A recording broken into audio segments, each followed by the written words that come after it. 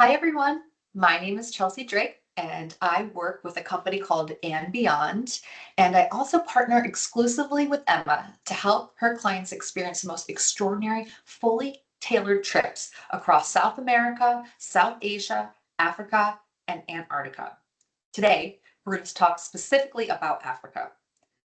If you haven't been before, or maybe you have, you'll know that Africa is one of the most incredible places that you can possibly visit. But planning a safari is a very different experience than planning a trip to Europe or the Caribbean or maybe even a beach vacation. You need expert coordination between the flights within Africa, wildlife, seasonality, park regulations, and the right lodge pairings. It's really important to have somebody who is able to assist you with these details. When booking a safari with Emma through AndBeyond, there's also some additional perks. This could be a room upgrade, potential room upgrade at one of the properties, an unforgettable experience that we can add on, or maybe some additional amenities. Pricing is a little bit more competitive, and we have some exclusive offers that are not always available online. And we also waive any transaction fees when you work with Emma on a safari with us. And then most importantly, you're going to have that tailor-made itinerary designed specifically to your travel wishes and the preferences that you are looking to incorporate into your trip. And my job is to work with Emma and turn those ideas into a journey that feels effortless and absolutely extraordinary. And today is all about showing you what's possible. If you're not familiar with AndBeyond, we are a luxury travel company with a very clear purpose. That purpose is to reveal the world's wild places in a way that protects them for future generations. In addition to working with Emma on crafting full itineraries, we also operate a portfolio of amazing lodges across South Asia, South America, and Africa. Each of the destinations that we operate in is chosen for its natural beauty, its unique wildlife, and the ability for us to offer meaningful experiences that truly connect you, the guest, to the land and cultures that live beside it. One of the reasons why I joined AndBeyond about 3 years ago is because they truly are not like most travel companies. What makes us different is that we don't just show you the world, we actively help protect it. We do this through protecting the land, endangered species, conservation work, and deep partnerships with local communities. AndBeyond was founded on the belief that travel can be a force for good. And our entire model revolves around three pillars. These pillars are care for the people, care for the land, and care for the wildlife. And you'll see at the heart of our three pillars is the AndBeyond guest experience. You who's traveling on safari or to South America or to Nepal with the company. And we really believe, as simple as it is, that a private conservation experience can turn a good safari into a lifetime memory. We also believe that travel creates opportunity. We only succeed when our communities succeed. We invest in education, healthcare, small business development, and career pathways. Many of our guides, chefs, and managers all started in these very programs. When we look at Africa, you've probably heard of Kruger National Park in South Africa. There's another fantastic park. It's a private reserve called Pinda Private Game Reserve. And at Pinda, we've seen one of the greatest conservation success stories on the continent. This land was once a dilapidated pineapple farm, and the founders saw an opportunity about 32 years ago. What they did was they collaborated with the local community to rehabilitate that ecosystem and reintroduce iconic species like lion and cheetah and rhinos. And today, Pinda is home to not only a thriving Big Five population, but a remarkable diversity of habitats from rare sand forests to open grasslands. And we work closely with the community that lives nearby by the reserve as well. Mentioned before, we talked a little bit about cheetah. Pinda is globally known for its conservation work with cheetahs, one of Africa's most vulnerable predators. And what our specialists do at Pinda is they monitor the genetics of movement. They ensure that there's a healthy, stable environment for them and monitor the population of them as well. We've also relocated cheetahs to help repopulate protected reserves across Africa. And this is really a perfect example of what a luxury safari can be, right? Because luxury doesn't necessarily mean about gold faucets or a thread count anymore. It's about access and getting that exclusive access to wildlife that you might not be able to see. Maybe that's an expert guide who makes every moment meaningful, or we put you on a private reserve. What that means is the only vehicles allowed on this reserve, take Pinda for example, it's 75,000 acres, are the vehicles associated with the lodge. And you can go off-road and get closer to the action or get closer to those lion cubs. And that's what we feel is a truly luxurious experience. We really want you to be so immersed that you forget what day of the week it is, and it's all about your game drive experience and what happens next. So today we're talking about Africa, right? Maybe some of you on this call have been to Africa before. You've been on a safari. Maybe some of you haven't. For those of you who have not been a safari, I'd like for you to imagine this. You made it to East Africa for your first safari experience. It's the afternoon, so maybe you've spent that time relaxing by the pool or you had a massage. But now as the heat softens, you wander into the lodge area where your ranger from that morning meets you with a warm smile. He offers you a fresh cup of coffee, a cup of tea, and some home-baked treats, and you start to chat for a moment about what the afternoon's plan is going to look like. Your guide has been tracking a pride of lion, and they're not far from the camp. They're likely going to be on the move soon, so we don't want to miss it. You climb into the vehicle, and that warm breeze and that beautiful light is starting to turn gold, and you set off into the wilderness. Along the way, zebras pause to look up at you as you pass, and a journey of giraffes move gracefully across the horizon. And there's this beautiful scent of sage in the air. As the sun begins to sink, your guide finds the most perfect spot beneath an ancient fig tree. The table comes out, and suddenly you're holding onto a perfectly mixed gin and tonic, or perhaps a crisp South African rosé with some local snacks to nibble on. The sky begins to transform. You see these beautiful soft pinks and deep oranges.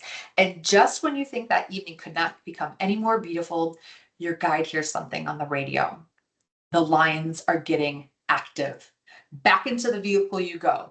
And there they are. The pride is stretched out. The cubs are tumbling over one another while the adults begin to rise and start their night. It is wild, it's real, and it's happening just a few feet away. And this is just one evening. And this is what safari is all about, right? These moments that unfold naturally without feeling like a script or it's scheduled, but it all kind of somehow feels like it's choreographed. The only schedule we adhere to is how we structure your day around game drives. Early morning, you gently wake up before sunrise. The best time, which really is that predator activity, is around early morning. And you're going to set out on that drive with your ranger or a tracker, depending on where you are in Africa, because some places don't allow for trackers in the front. And then you're going to track wildlife for the next 3, maybe 4 hours. It really depends on what you see. Sometimes you might have breakfast in the bush, or we will take you back to the lodge around late morning, early afternoon, if you'd like that breakfast then, or you could have an early lunch. Midday, this is your siesta time. This is when you relax, you open up that book, you get a massage, or you go for a nature walk or dip in the pool. Safari is exhilarating, and it's actually can be a little not exhausting, but you're taking in a lot and you're seeing a lot. So this is a beautiful time to relax before you embark on your late afternoon safari. You'll usually head out around 4:30. Again, maybe out for 3 to 4 hours, depending on what you see. You'll typically stop for a sundowner, cocktails at the golden hour, and then head back to the lodge for maybe a cocktail under the stars or some tea, and then enjoy your dinner and fall asleep shortly after to the sounds of the bush. And that's really what it is. Every day is different. Every drive is going to surprise you. And what our goal is to ensure that your trip includes what matters most to you, whether you are adventure seeker, photography lovers, your honeymooners, every journey is unique. One of the most important parts of planning a safari is knowing the timing. So when is the wildlife active? When is the grass shorter for better visibility? And when will the Great Migration take place? As an example, the Great Migration is considered one of the 7 natural wonders of the world. It's amazing. Nearly 2 million zebra and wildebeest are traveling in these powerful circular motions between Tanzania, Serengeti, and Kenya's Masai Mara in search of this delicious sweet grass that they love. One of the most dramatic moments is the river crossing. So this is when thousands of them leap into a crocodile-filled water and race for survival. So when we're talking about when should I go, it depends on what you're interested in, and it depends on your budget, and it also depends on the seasonality, right? I'd say all in all, April's not a month we want to travel to Kenya or Tanzania or East Africa because it is the rainiest. That should be one of your big takeaways for timing. Otherwise, January to March is calving season.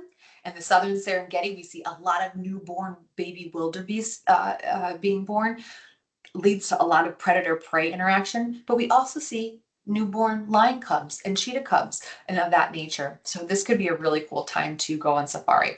June through October is prime time high season, pretty much across all of Africa. East Africa, that's when those river crossings are happening. So Kenya and Tanzania. South Africa is a year-round destination. The only time we really see an increase in pricing is usually around December, but otherwise year-round amazing wildlife experiences and visibility.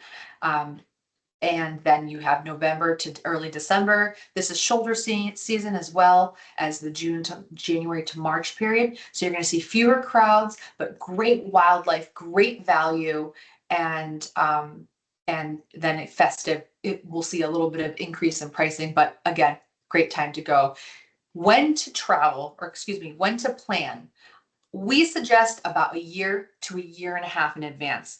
A year and a half if you're thinking of Kenya and Tanzania between June to September, let's say. Otherwise, a year will suffice. Even if it's a little less than a year, no problem. You just have to keep in mind the shorter time period you have to plan, the less availability we have to work with. In addition to safari and seeing various types of wildlife in, let's say, East Africa, for example, you can also incorporate other cool experiences to keep that trip different. So you have your morning and afternoon game drives, let's say in Kenya and the Masai Mara. After that, we fly you north to Laikipia. Laikipia has some amazing private concessions, kind of like Pinda Private Game Reserve. When you are on a private concession, it opens up just a world of other things you could do outside of safari. So think horseback riding, camelback safari, fly fishing, nature walks. There's just so many things that you can do outside of the game drives. And of course, there's some really cool conservation experiences as well. Laikipia is very cool because it's home to the black leopard, which is not a species you see really anywhere else in the world. Other experiences are a hot air balloon. How cool would it be to incorporate this? It's a breathtaking way to see the migration or wildlife from a different perspective. You rise up, you go up early in the morning, you go out for about 45 minutes. It's not too high. And then when you come back down, you enjoy a champagne breakfast in the bush. When staying in Africa, together, Emma and I will help guide you on the best accommodations that fit your interest and your ideal price point. One of our favorite properties is AndBeyond Bachelor Camp, set right where the final scene of Out of Africa was filmed. It's in the rim of the Great Rift Valley and just on the Mara Triangle. The property features just beautiful sweeping views of the wide open plains and the warm hospitality of the Masai Mara. This photo is one taken of one of the rooms. This is the lantern lit deck that overlooks the Mara. My husband and I actually stayed here before I joined the company, and it is true. You can enjoy wildlife from the comforts of your own accommodation. I recall him and I were having a drink, and we kicked up our boots, and we could see elephants and giraffes in the background, and it was amazing. It was our own backyard, but it held zebra and giraffes instead. For a more diverse experience, we can welcome our guests to Rwanda for gorilla trekking. This is probably, for me personally, one of the most powerful wildlife experiences I've had to date. These short but beautiful hikes will take you into a bamboo forest of Volcanoes National Park, where there's only about 1,000 silverback mountain gorillas left in the world. A very cool experience, something that we can add on in addition to a safari in Kenya or Tanzania. Cape Town is one of the world's most beautiful, spectacular coastal cities. I love it so much. It's framed by Table Mountain. You have these beautiful, pristine beaches and this vibrant food scene and a beautiful cultural scene. You can explore art galleries, local markets, enjoy that cappuccino at the waterfront, take a cable car up to Table Mountain for sunset. There's a lot to do and see in the area. The cable car up to Table Mountain, if that's something we include. When we do so for any of Emma's clients, we make sure we give them the VIP fast track pass so that they zip past all the lines and you can go right up there. It's beautiful, beautiful scenery, and it's home to various bird species and a lot of fauna, and it's just an iconic landmark in Cape Town. Then you also have Boulders Beach. It's home to a protected colony of African penguins. Probably one of my most favorite experiences. They're so cute, and you can just kind of see the inner workings of all the families. You can walk along boardwalks, visit a local fishing village, and enjoy a champagne lunch overlooking the water. Between the city and coast, there is so much to see and do. Then you have the winelands. They're just an hour outside of Cape Town, some of the most beautiful wine valleys in the world. You'll have historic towns, scenic vineyards, family-run estates, producing exceptional wines. The Chenin Blancs are fabulous. You can enjoy long, leisurely lunches, walk through the vines, bike rides through the vineyards, olive oil tastings, chocolate tastings and samplings. So much to do and see. I'd say 1 to 2 nights in the winelands is just perfect. Safari in South Africa. Different experiences, different topography, different wildlife, but some will overlap, right? We've heard of Kruger National Park. Within and adjacent to Kruger National Park are private concessions, and this is what we focus on for our guests, especially when we're working with Emma on any of your itineraries. When you say on a private concession, you're inside a protected part of the national park, basically having your own piece of wilderness. Unlike public parks, anyone can drive through in a self-drive vehicle, and private concessions are only open to guests staying at the lodges. So this means no traffic jams at sightings, no crowds, and a far more personal experience. One of the places that we love is Ngala. It is a private concession in Kruger National Park, and it's actually home to the white lions. So I mentioned the black leopards before. Same recessive trait in mom and dad. They have, when they mate, they pop out these beautiful white little cubs. And there is a pride of white lion that live in this area. As mentioned earlier, south of Kruger is Pinda Private Game Reserve. There are so many experiences that you can enjoy in Pinda, and this is quite unusual. While there are private concessions in South Africa, typically you're only going to have your game drives in a walking experience. In Pinda, you could take an electric bike, move through the sand forest with a guide. There's helicopter flights, walking safaris, night drives, ocean safaris. There's so much to do and see. This is another prime example, a sleep out under the stars in Pinda Private Game Reserve. How cool is this? This is going to be for the adventure traveler, somebody that really wants to be immersed into the destination. Your sleep out takes place in the heart of the reserve. Your bed is raised up on a platform. You have beautiful lanterns all glowing around, and you have a dedicated ranger team standing watch nearby. You will enjoy an elegant bush dinner around a crackling fire. Maybe you have those gin and tonics under the stars. It is so immersive, and for many of our guests, this becomes one of the moments they remember most.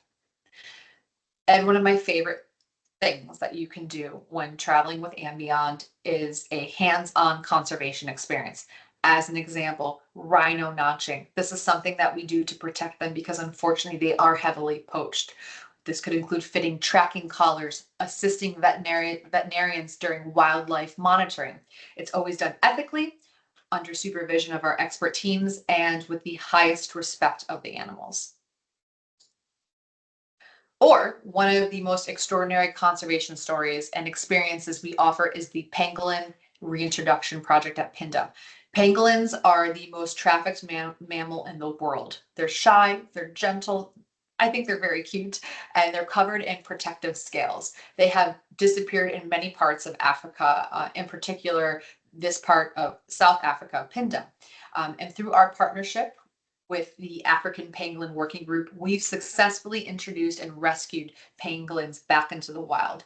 Each one is carefully monitored by our team, and seeing one is incredibly rare. I mean, it's a bit like spotting a unicorn, but you can work with the rehabilitation team in Pinda and include that as an experience, and the funds go back to helping this animal.